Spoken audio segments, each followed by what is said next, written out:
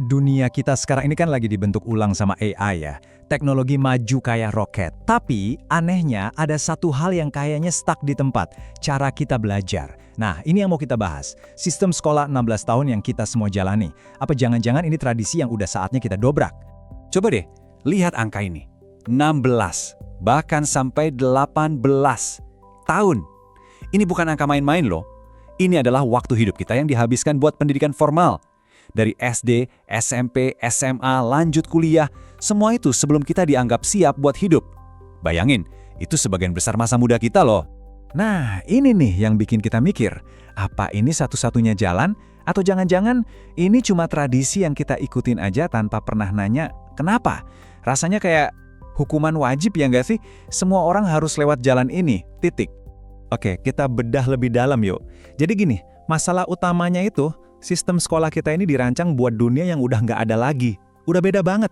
Jadi ada gap, ada jurang yang besar banget antara dunia yang lari kenceng sama sekolah kita yang modelnya itu-itu aja dari 100 tahun lalu. Coba bayangin, di satu sisi AI sama teknologi udah kayak roket, melesat jauh ke depan, muncul pekerjaan-pekerjaan baru yang dulu nggak kebayang. Nah, di sisi lain, jalur sekolah kita masih sama persis, lurus, kaku, SD, SMP, SMA, kuliah. Pola yang sama buat dunia yang berubah tiap detik. Nggak nyambung kan? Sekarang kita masuk ke kritik utamanya nih. Ada metafora yang kuat banget buat ngegambarin ini, yaitu pabrik. Yap, pabrik pendidikan. Tujuannya produksi massal, padahal dunia sekarang itu butuhnya yang unik, yang personal. Ya, kita sebut aja belak-belakan ya. Sekolah modern tuh emang mirip pabrik. Siswa masuk kayak bahan mentah, terus diproses di jalur perakitan yang sama semua, harapannya keluar jadi produk yang standar. Dan jalur perakitannya ya ini, masuk jam 7 pagi, duduk diam berjam-jam, disuruh hafal fakta, kerjain ujian, terus lulus. Sangat mekanis kan? Padahal kita semua beda-beda. Ada yang jago logika, ada yang seniman, ada yang calon pemimpin. Tapi sistem ini seolah-olah punya satu cetakan buat semua orang. Bedanya kelihatan banget di sini. Tujuan pabrik itu apa sih? Keseragaman sama kepatuhan, biar jadi pekerja yang baik. Nah, tujuan manusia harusnya apa? Ya menumbuhkan keunikan, kreativitas, inovasi. Sayangnya, sistem kita ini masih fokus ke yang pertama, yang sebenarnya udah nggak relevan lagi. Dan ini bukan cuma soal nggak efisien loh, tapi juga nggak sehat. Coba deh pikirin, anak-anak dipaksa bangun super pagi, duduk diam berjam-jam, kurang gerak, kurang kena matahari, pulang-pulang masih ada PR. Ini kan melawan banget sama kebutuhan alami mereka buat main, gerak, dan eksplorasi. Tapi, sekarang ada game changer-nya. Ada sesuatu yang bisa mengubah semua ini. Apa itu?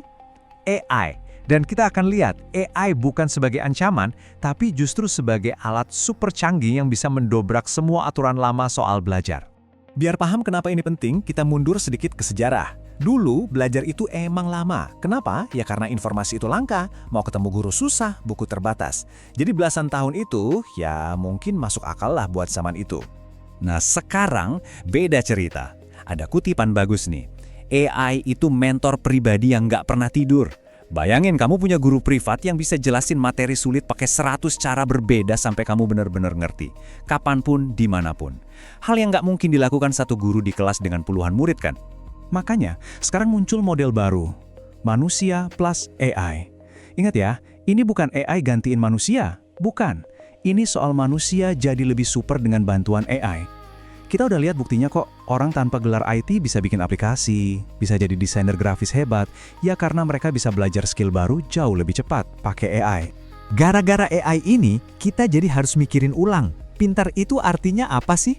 Kalau mesin aja bisa hafal semua ensiklopedia di dunia, terus apa gunanya kita hafal mati-matian? Nah, disinilah fokusnya bergeser. Bukan lagi soal mengingat, tapi soal berpikir di level yang lebih tinggi. Coba kita bandingin deh.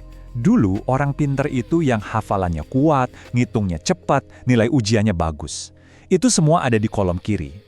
Sekarang, semua itu bisa dilakuin AI. Jadi pinter versi sekarang itu yang ada di kanan. Bisa nanya pertanyaan yang cerdas, bisa mikir kritis, dan yang paling penting, bisa bikin sesuatu yang nyata. Ini poin yang penting banget. Di sekolah, kita dilatih buat cari satu jawaban yang benar dari soal pilihan ganda. Tapi hidup itu nggak ada pilihan gandanya. Hidup itu menuntut kita buat bikin keputusan yang benar di tengah situasi yang rumit dan nggak pasti. Jadi, Kalau semua yang boros waktu dan gak efisien dari model pabrik ini kita buang, terus sekolah masa depan itu kayak gimana dong? Nah, ini dia visinya. Siap-siap, ini keren banget. Belajar di masa depan itu bakal cepat dan moduler, bukan lagi paket kaku 16 tahun, tapi lebih kayak ambil-ambil modul skill yang kita butuhin aja. Terus, fokusnya ke proyek nyata, bukan cuma teori. Semuanya bisa disesuaikan sama minat kita, dan pastinya ada AI yang siap bantu jadi tutor pribadi 24/7. Nah, di sekolah kayak gini, fokusnya bukan lagi hafalan, tapi ke hal-hal yang AI nggak bisa tiru. Pilar pertama, karakter.